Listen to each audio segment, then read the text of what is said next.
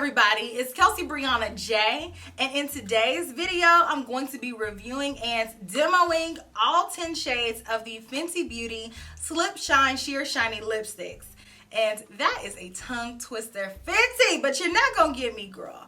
I said it. Slip Shine Sheer Shiny lipstick.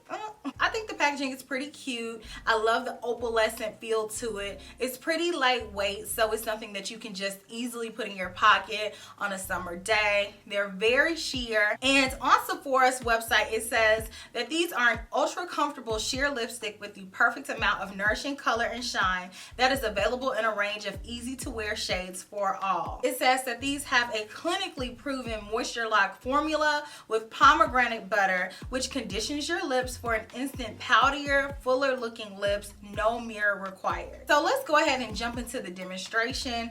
Like I said, I have all 10 shades. I'm gonna try on each one. I'll give you guys more descriptions about the colors, and then I'll insert pictures of the swatches, and then I'm gonna tell you exactly what I think about these lipsticks at the end of the video. So stay tuned because you don't want to miss my thoughts. Yes, Kelsee's thoughts. Well, anyways, I hope that you all enjoy, and let me know if you have any of these on your shopping list. Are you going to be buying or saying bye to them? Let me know down in the comments section. So I'm first going to try on Quartz Candy.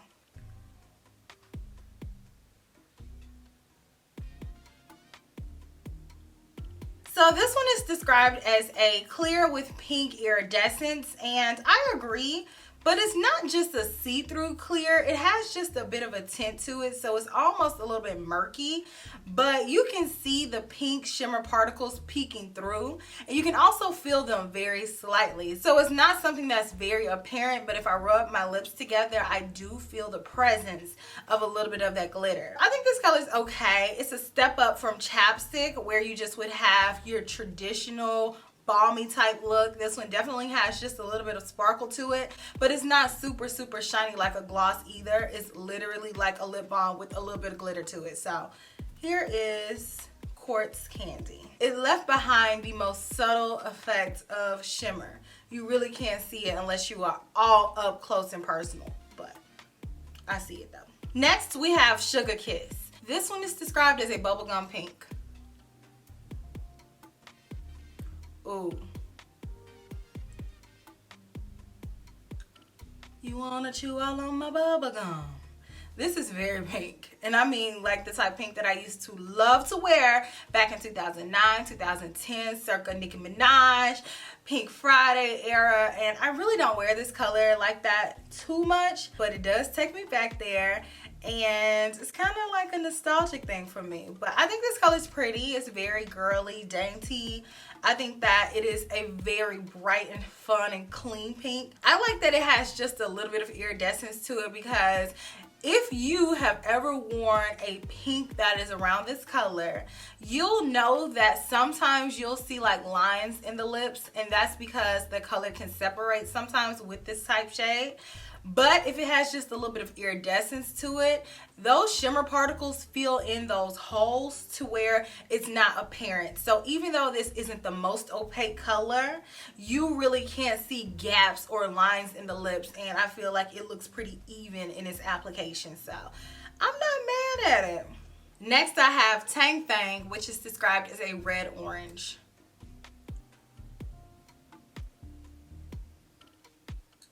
So this one is a very sheer version of red orange, and I think this is really nice for summer if you are a red orange lover, but you want something that is a little bit less work, something that you can reapply without looking in the mirror. Here is your solution if you like color on the lips and you are hanging out by the pool or at the beach. So I think this color is really pretty. It's very sheer, so it gives you the vibe of a red orange, but not necessarily the boldness of it. So if you wanted to have that type color but you didn't want to commit, this is a good entryway into red orange colors. So this one is really pretty. I can see through it just a little bit, so it's like that nice little tint, but I think that is pretty nice. Next, let's try on Make Out Break, and this one is described as a latte nude.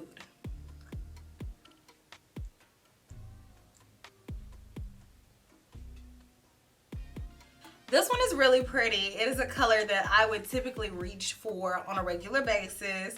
This is the type color that would live in my purse. It's a neutral tone with just the most subtle hint of pink. I mean, if we're just pouring in neutral, it's just like neutral, neutral, neutral. And then she was like, okay, pink. And she was like, so I really like this color, and I'll probably come back and actually wear this one in the video. Let's try on Glazed, and this one is described as a peachy pink.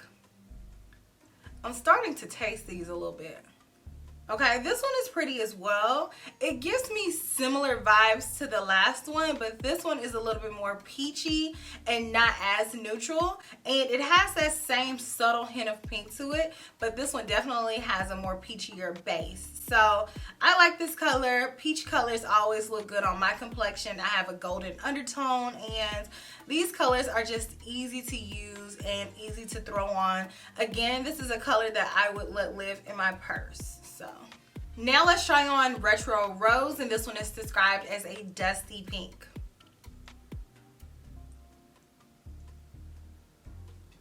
So this one has just a little bit of a mauve tone to it. I'm not gonna get into it, but a lot of y'all know how I feel about mauves. And yeah, y'all know how I feel about mauves. So I mean, this is a color that is everyday type color. I know a lot of people may have similar lip tones, so on a lot of people you may put this color on and you find that it enhances your lips, but on my complexion, since I have a very golden neutral type undertone, this color, it doesn't do a lot for me, but it's easy to wear and easy to apply. But if you have a rosy undertone, colors like this complement you the best because it looks very natural, very flushed. And on me, I just think it looks okay. Next, I'm gonna try on Goji Gang, which is described as a rosy mauve. Keys. So yeah, I feel the same way about this color. But if you have a rosier undertone and you have a deeper complexion, this color will look pretty on you as well. Next, we have Cookies and Cocoa, which is described as a cocoa berry.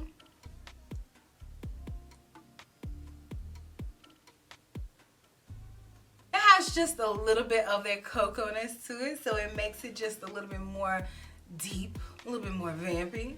Not a whole lot because these are sheer, but I do really like this color. It's more neutral-like. Number 9, Bubblegum Rum, a chocolate brown.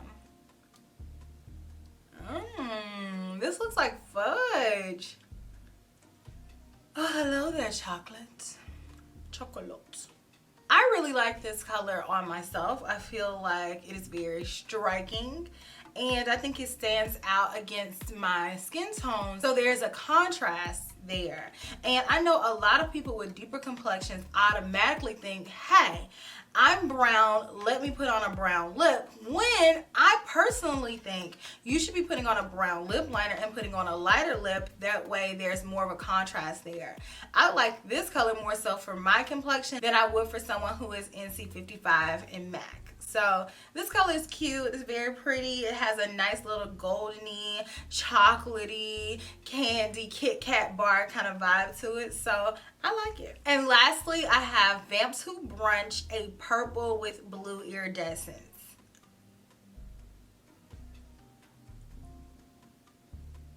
I don't think I like this. I think for colors like this, it works out a little bit better for me with a gloss because you can see the shift a little bit better.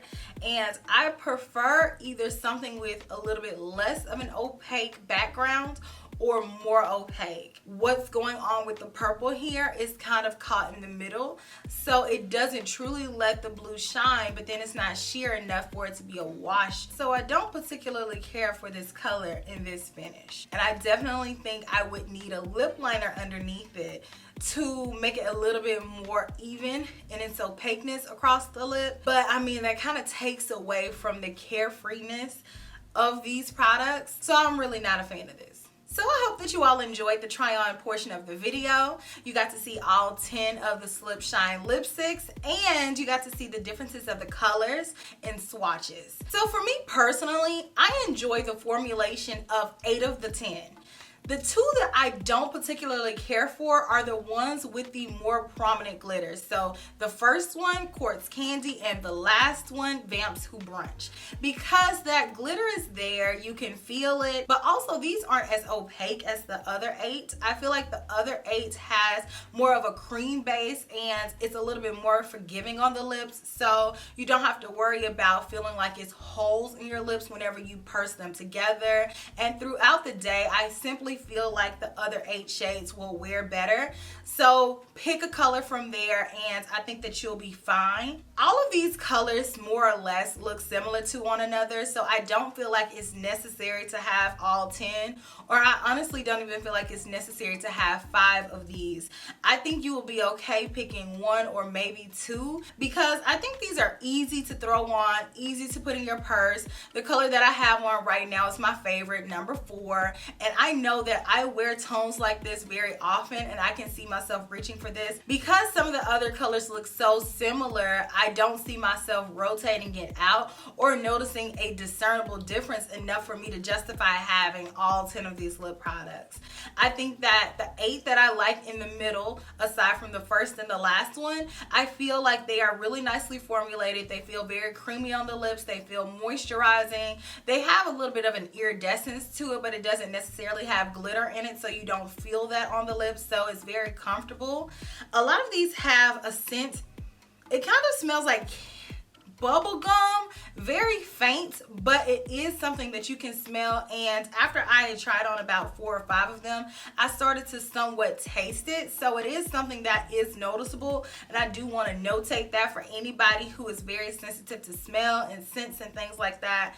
I don't mind the scent. I feel like it is very faint, but it is there. So if you're a person who doesn't like scent in any way, shape, or form, this does have that. I'm a person who doesn't reach for sheer lipsticks that often, simply because if I wanted something to be sheer, I could go with a satin lipstick or a glossier lipstick that's more opaque and just put less on, versus a sheer lipstick. You're gonna have to build it up to get the same amount of opacity that you would from a lipstick that gave a little bit more up front, and then you do less work. But to each their own. I think these are decent. I like the packaging of them. I think that they're formulated pretty decently, but like I said, pick 1 or 2, and then I think you'll be good with these. So let me know your thoughts on them. Let me know if you had a favorite color down in the comment section. Do you plan on getting these? I can't wait to see what you guys have to say, and I will chat with you all down in the comment section. And I will see you all in my next video, which will be super, super soon. Smooches. Bye.